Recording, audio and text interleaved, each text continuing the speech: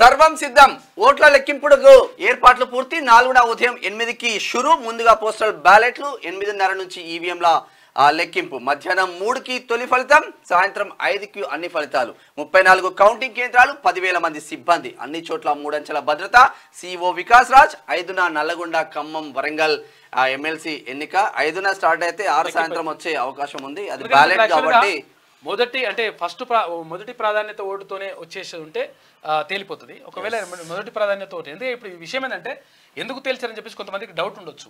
విషయం అవుతుంది లేట్ ఎందుకు ఎత్తని చెప్పేసి అనుకుంటే చాలా మంది ఏమనుకుంటారంటే తేల్చొచ్చు కదా, ఫస్ట్ రౌండ్లో తేల్చొచ్చు కదా అంటే అసలు యాక్చువల్గా ఎవరికైనా కానీ ఏ అభ్యర్థికైనా కానీ 50% కంటే ఎక్కువ ఓట్లు వచ్చిన వాళ్ళనే అక్కడ విజేతగా ప్రకటిస్తారు.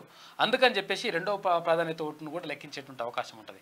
కాబట్టి లేట్ అయ్యేటువంటి అవకాశం ఉంటుంది, లేకపోతే అట్లా ఉండదు. అంటే ఇప్పుడు మామూలుగా ఎన్నికలు జరిగినట్టుగా ఏది 30 ఇళ్ళకి వస్తే 35 ఇళ్ళకి వస్తే 31 ఇళ్ళకి వస్తే అట్లా ఉండదు లెక్క. ఏది కొంచెం ఆ ఎమ్మెల్సీ ఎలక్షన్లకు సంబంధించి కొంచెం డిఫరెంట్గా ఉంటుంది లెక్క.